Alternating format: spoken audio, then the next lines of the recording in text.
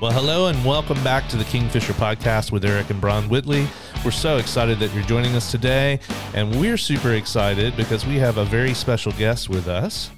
As you know, we've been doing a series on spiritual gifts, and today we're talking about the spiritual gift of healing, and we thought we would change it up a little bit and do it as a testimony and talk about how this gift has interacted in someone's life. So would you please welcome Petrea Taylor? She's with us today. How are you going, Petrea? Hello. Thank you for having me on your podcast. We're so excited, and you are the children's pastor at our church. I am. It's the best job in the world. I love it. So you're very busy. Yes, very busy. I work full-time and some. Yeah. And reading your bio here, you were saying you're a person extraordinaire and Yes. just really a lovely person all the way The around. greatest human in the world. That's it. So you have lots of accolades and Yes, definitely. achievements here. Yes. But we're so glad that you're joining us today, and just wanted to share a bit of your testimony. I have known you for many, many years. Long time. Started out, I guess I was the young adult pastor, and you were in my ministry. Yes. And now I was young. That's right. And now you're a pastor yourself, and just it's been awesome to sort of You see. could claim it if you wanted, Eric. You know, you could say that I was, one of your young adults. The fruit. That One of the fruit. Yep. I'll take invested into as a future leader. That's it. I'll take it wherever I can get it. That's awesome. All right. It's been amazing to watch you grow. So you get married, and just how God has worked in your life through the years.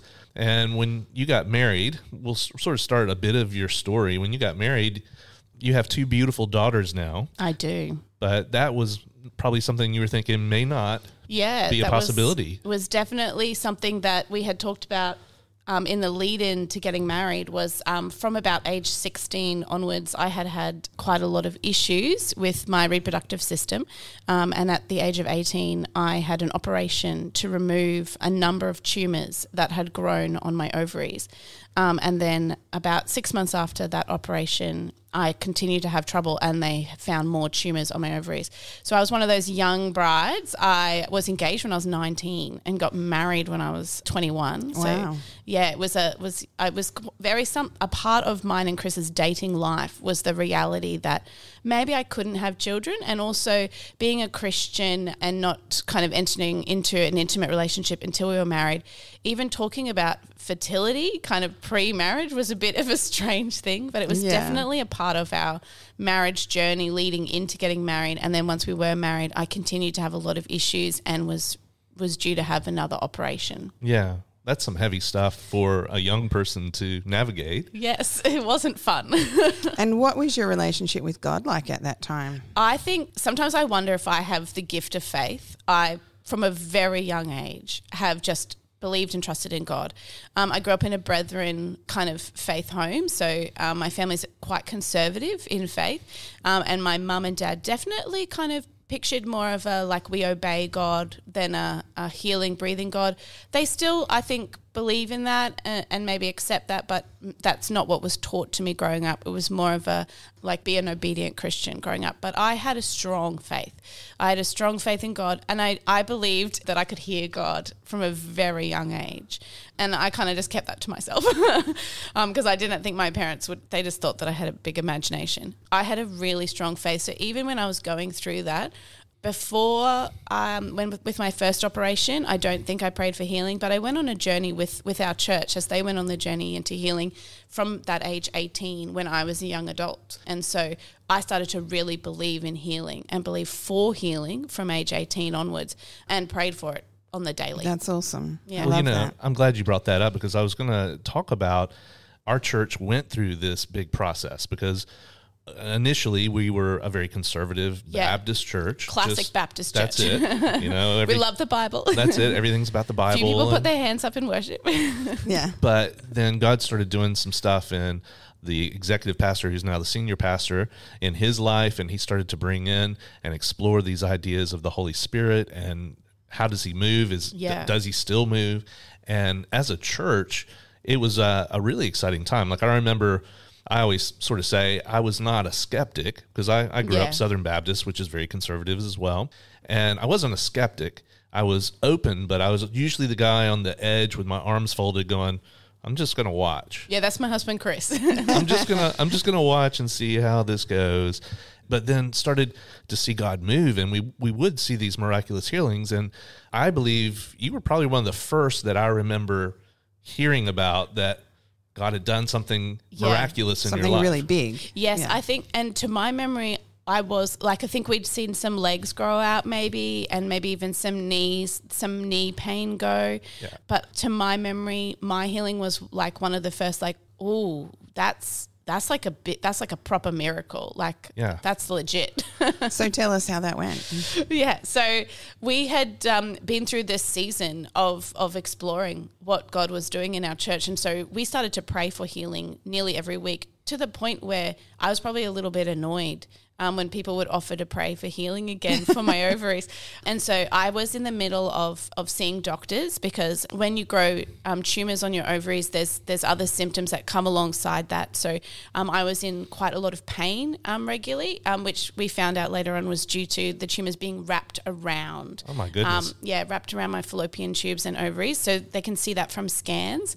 But in the first operation that I had, they also had said that my ovaries looked very small and maybe 1/8 the size of a normal ovary because of the past tumours that had grown, and that they didn't believe they were functioning ovaries. So I had these kind of combo things where I had these tumours growing, that some were called a dermoid cyst and others were benign tumours, so not cancerous. But then my ovaries were now at a place where they actually couldn't find them. So I'd had quite a few scans just keeping track of this. And most of what the conversation was at the age of 20, 21 was your fertility. Like, we probably need to look into your fertility. You probably need to get some eggs harvested. And I was getting married. So I was like, oh, we'll do that after I get married. And that will be feel a bit more right, because obviously it's better to harvest eggs and fertilize them than it is to harvest eggs. And also I went on that journey of how do I feel about that? I don't know how I feel about that. That's a whole nother conversation. That's a whole nother conversation. So I had not gone down that journey at all. All I had done is have my every 3 months I had a scan just to track what was going on, and they were planning an operation. And so I was going through the public system, not the private system, which is why I didn't just have an operation instantly, because we couldn't afford it. So I was going through the public system. So we were praying for healing all the time, and I had not seen any of that healing. I was seeing other people get healed in those ways, like, like those knees and those legs, and really believing for it, definitely. But I had a night at something that our church does. It's like an encounter weekend, and I had a night at that encounter weekend where I had spent the whole night being like, why won't anyone pray for me? Like, just one of those nights where you're like, God, do you even love me? Like, just feeling really distant from God in a room where everyone was seeking God. Yeah. And I realized now it was God. Like, I wanted God to like shake me or like put me on the floor or like have an experience of God. But I don't know that I wanted the deep inner working of God in that moment. I wanted an experience of God, because that's what I was seeing. But God wanted to actually touch my heart that night. And it got to the end of the night, maybe like 10:30, when most people had left the room and there was only just a few people left in the room. I started to cry, and I started to feel like, and I might even cry on your podcast, I'm so sorry. That's okay. But we're tear friendly here. Yeah, that's good. I started to feel like I had to forgive. So I had also, like, a whole other side story. I had lived quite a life. I have had some abuse in my life, and also my sister died when I was 17 years old, and that led to some really difficult situations in our family. So I had a lot of unforgiveness in my heart, like a lot. Like, I was angry at my parents, I was angry at my brother, I was really angry at my sister, which that's hard. That's hard to figure out, because she's dead now, and that's really difficult thing for the heart to kind of process. And I realized, man, my heart was full of unforgiveness, like just full of it. And I started to just cry and be like, Lord, I don't think that I can't live like this with this much hurt, this much anger, this much pain, and I'm sick. So I was really angry at God too. I'm like, what is this? Like, what is this life? See, that's so surprising, because as you can probably hear, Petrea is a very bubbly, very smiley, happy sort of person. Like, that's the persona. Like, you really are a pretty happy person on the outside. Yeah, and right alongst faith, I would say I carry joy as a spiritual gift. Totally, I would totally agree. Yeah, so this anger and pain was not, it was a foreign object in my body to me. Yeah, like, and so. I would have never, like, if someone had asked me at that time whether you were an angry person, I would have never known that. Like Yeah. I would have never known that those were the things that you were carrying in your heart. Yeah. But it's understandable given what you had been through. And I think that's so typical of us as Christians too. Like we have that like outward, I was serving in my church, I was, loving, I was a leader, I was all those things. But on the inside, I was angry at God and at my family mostly. And we just kind of push that aside and keep the like, I'm a leader, I'm a Christian, I've got to have it all together. Yeah, rather but than you actually wanted to be faithful and you wanted to love God and serve God. Yeah, and get to the core of it. And that's what it was that night. God was like, hey, for me and you to go deeper, you actually have to hand these things over to me, because that's where healing starts. And I thought that was healing of the heart, right? I thought that was healing of my grief and healing of, relationship with my family. And I was close with my family, but emotionally I was not close with my family. I was a good daughter. I'd been brought up to be a good child. You're an obedient child. So I was obedient, but I was not close. I was not letting people in. And so that night I started to forgive. And I did that with a couple of people there that were praying with me. I was going to ask you that if you just did this between you and God, or if did somebody sit with you? I think when I broke down crying, my husband came over. And then one of our pastors, who's a good friend of ours, Joe, he came and prayed with us as well. And then there was 2 other women there who I don't know who they were. So sometimes I wonder if they were angels, if they were really there. I believe they were 2 physical women there, but in my mind I'm like, I don't know who it was. So they were just angels from the Lord. But it was a moment where nobody really said anything.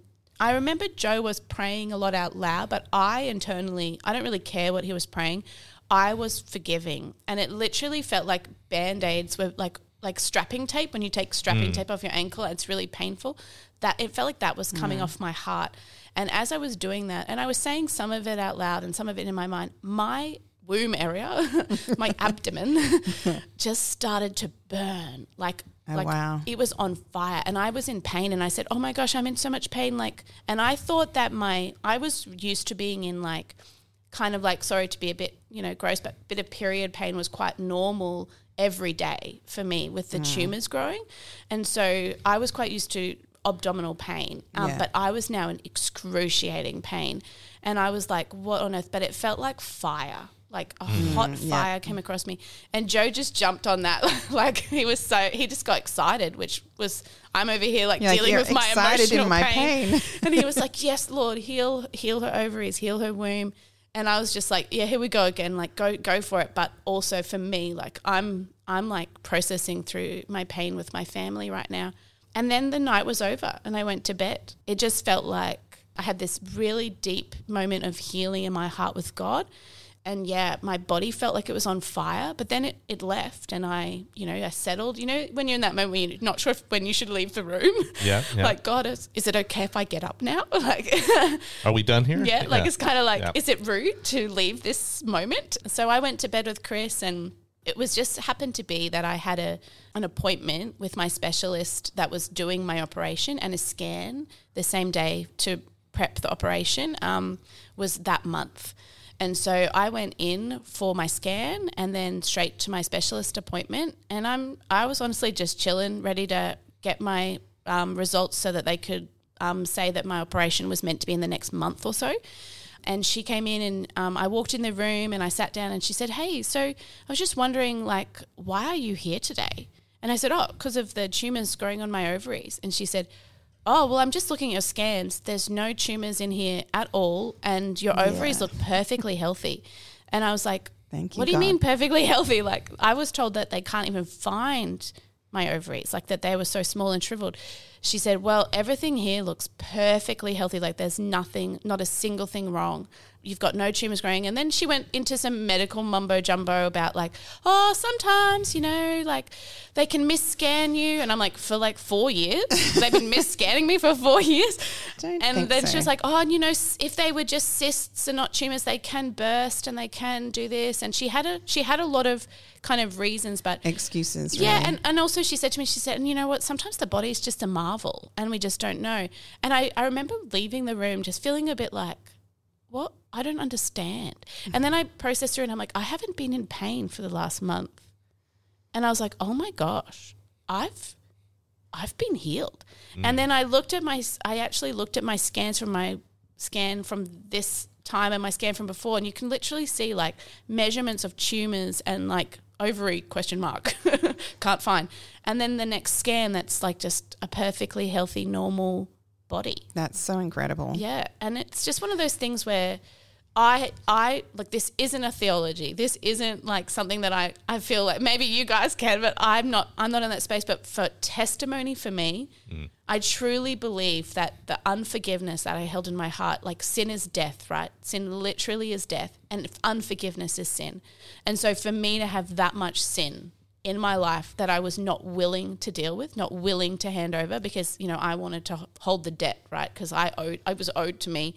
And I'm willing to hand over all my other sin, but not my unforgiveness. So death, literally, my body couldn't create life because I was choosing to hold on to death, choosing to hold on to sin. Yeah. And so when I released that, I believe that it released my body to be at life again. And I don't think that's the case for every person, but I know for me, that is what I truly believe in my heart, just as my own personal testimony, that, you know, I had that in my life because I had struggled as in my family. I started growing tumors at age 16, and that was really a pivotal point in my life with my family where things were really difficult for me at home. Things had been difficult for a long time, but things were really difficult when I was about age 15, 16 at home. And then my sister died when I was 17, and things just kind of got worse from there.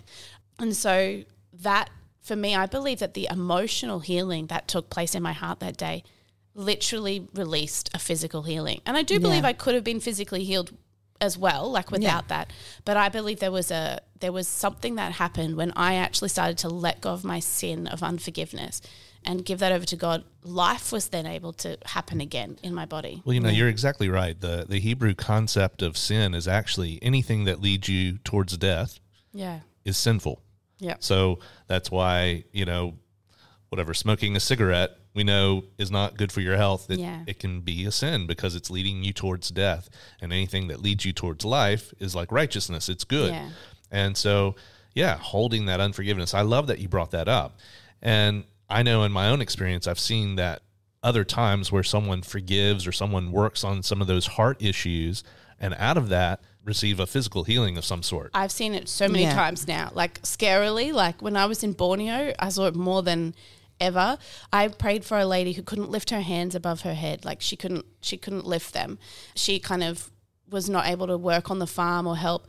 And I was standing with her, and through translators, I just felt like she needed to forgive her mum. And I asked her that, and she then spoke to me of like this abuse that she had experienced as a child from her mother.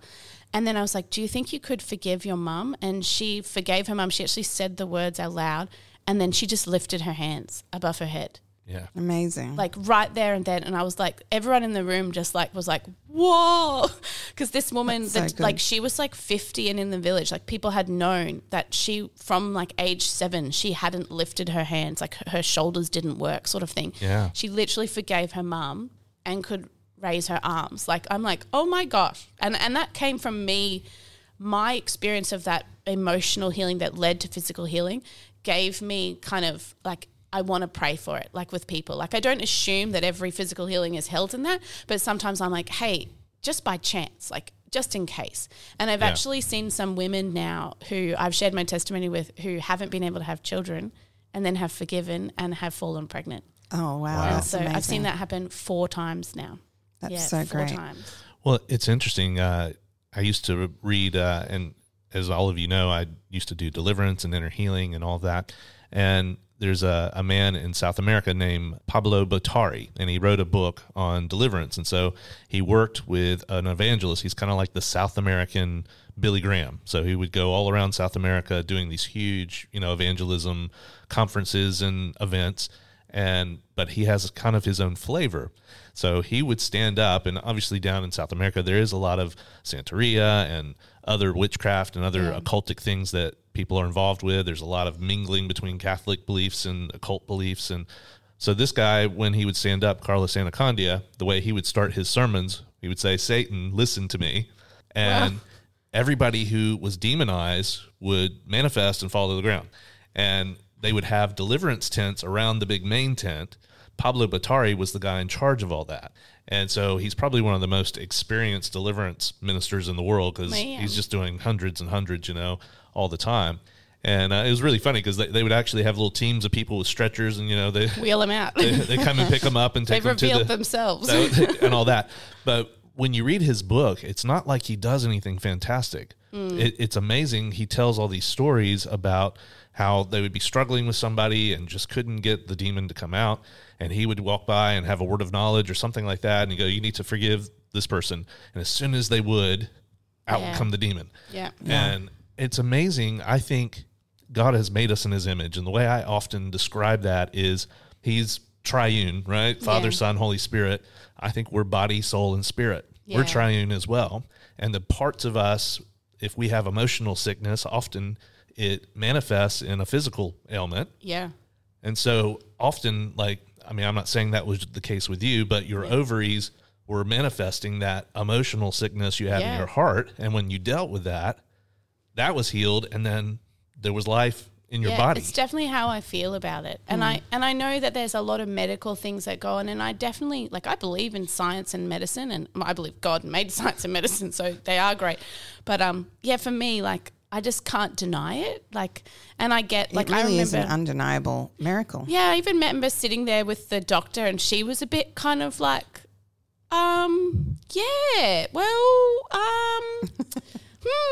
I love it when doctors get stumped. I love doctors, but I love it when they get stumped because God does that. And lots of people have a lot of questions post, and I go, look, I'm not a doctor, and I don't know the answers, but I know that one day I had tumours and my fertility was in question, and the next day I didn't. Well, that was the thing that I remember really impacting me is you had scans. We were talking about legs growing out. You can kind of fake that. Yeah, you can move your hips just a little. Somebody has a headache. I've always been skeptical, to be honest. I know, but it's hard to, you can look at that and be like, well, praise God, that's awesome, but you can't really tell if from just looking at the person. And it's a powerful and wonderful thing. Yeah, they can know if their back pain goes. Yeah. And I think so often healing sometimes is that own person's It's for them. Yeah, it's for them. Yeah, you can tell if metal disappears in someone's body. Well, that's it. But that's what I loved is this was actual evidence. It wasn't like, oh, I have a headache. Oh, I'll pray for you. Oh, yeah, it feels better. Yeah. I mean, you can't measure that. You can't show that. But and tumors don't tend to just disappear. No. Really great if they do, though.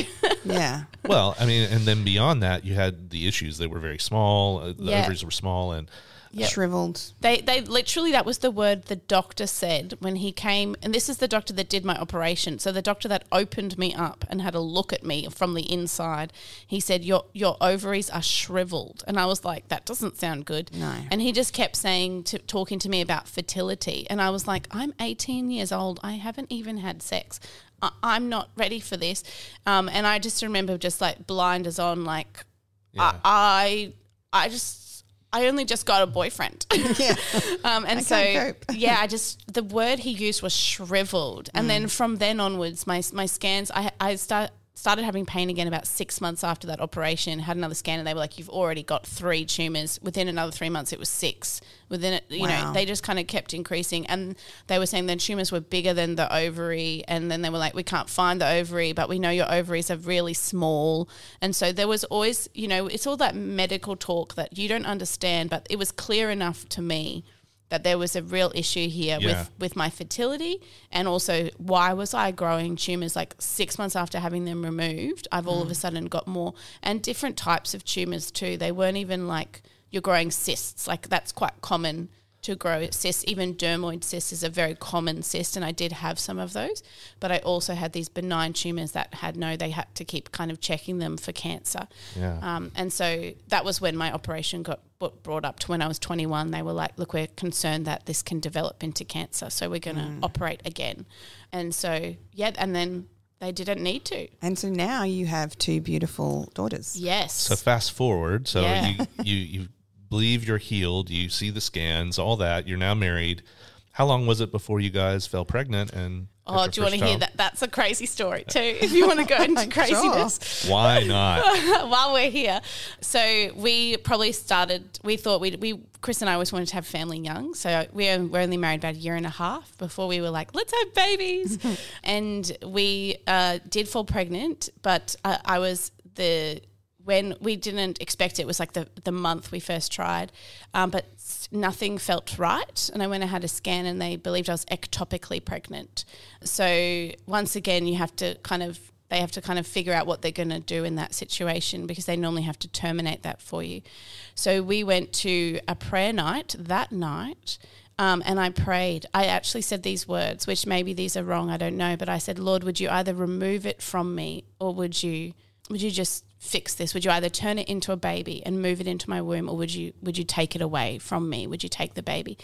And I actually had a miscarriage the next morning and miscarried an ectopic pregnancy, which I think is actually not that common. I'm not sure. I don't know. But yeah, I miscarried the next morning. And then 4 weeks later, I had a dream, and in the dream, Jesus came to me in my dream, or what I picture as Jesus when you say imagine Jesus. And he came to me in a dream and he handed me a child and he said, call this child Grace. And I woke up and was like, it was just a really vivid dream. And I woke up and I was like, okay, whatevs. And then Chris was like, oh my gosh, you should take a pregnancy test. And I was like, babe, we lost a baby like 4 weeks ago. Like, I don't think you can even be pregnant that soon. And I took a pregnancy test and I was pregnant. Wow. And the GP said that sometimes when people miscarry, your body actually releases an egg or releases eggs to try and, it's just a process of the body to try and fix everything. And so I had released an egg as I'd lost the baby and fallen pregnant that same month that I lost a child. Wow. And so like, we obviously, when we had our first scan, we were like, it's a girl. And yes, her name is Grace. Her name is actually Grace Renee, Renee being my sister's name who died. And her name actually means love reborn. Oh, wow. I know. That's so nice. I love when names have meaning. So special. And she literally is like love walking around on legs. She's like the most beautiful human. She is.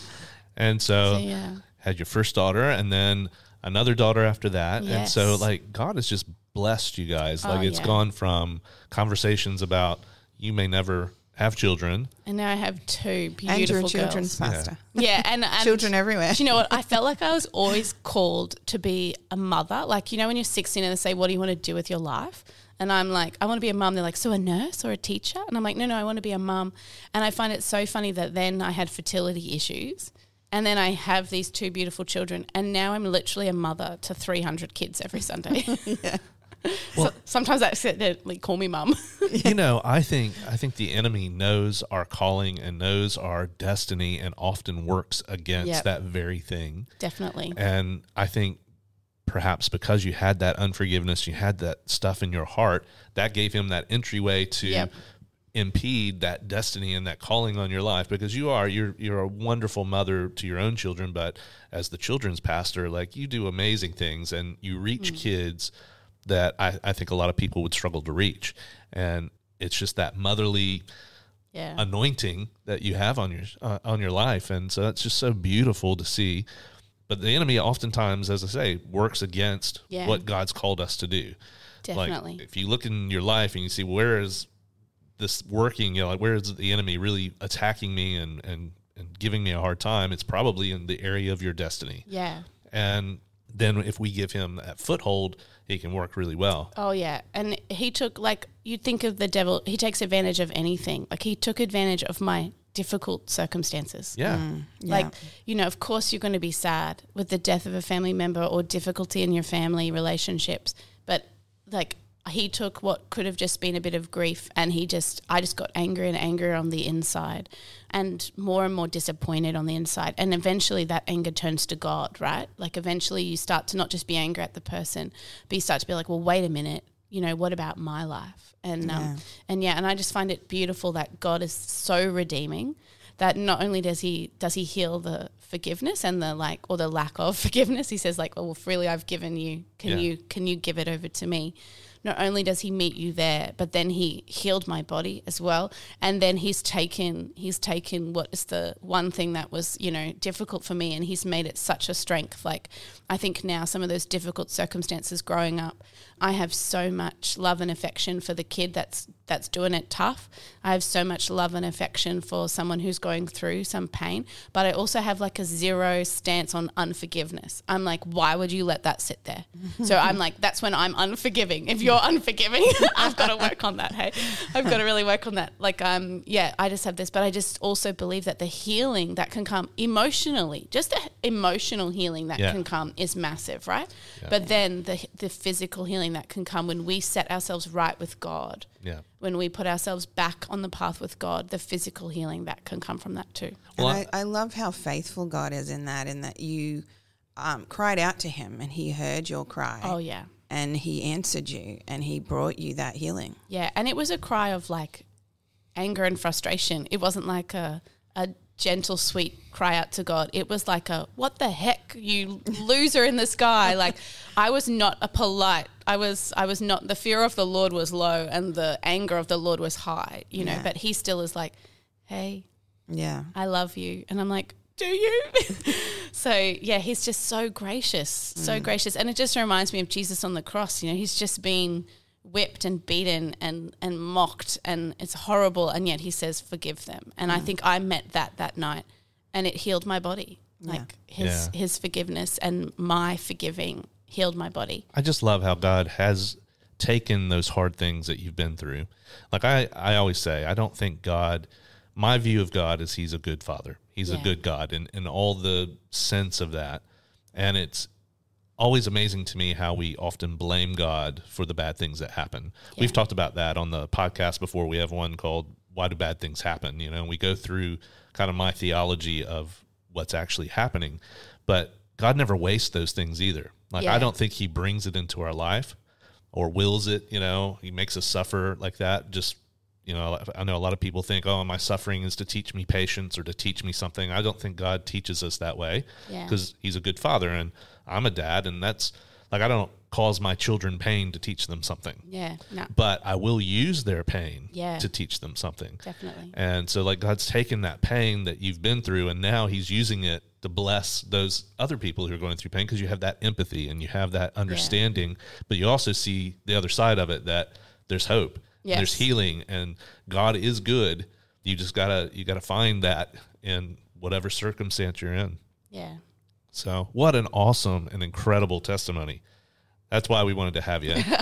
And I know we haven't talked to the nuts and bolts of the gift of healing, but I do believe that God does these things. God still heals it. You know, the gift of healing is considered a miraculous gift, spiritual gift. And why he releases that on some of us, I don't know. And why not, like, the 40 other times that I prayed, But he is really good, and he does amazing things. Well, Petrea, thank you so much for your time today. You are a very busy lady, and I just so appreciate you taking a few moments just to share your story. I think it's really going to be an encouragement and a blessing to those that are listening. And so thank you so much. And my pleasure. Thanks for having me. It's been lovely to talk to you guys.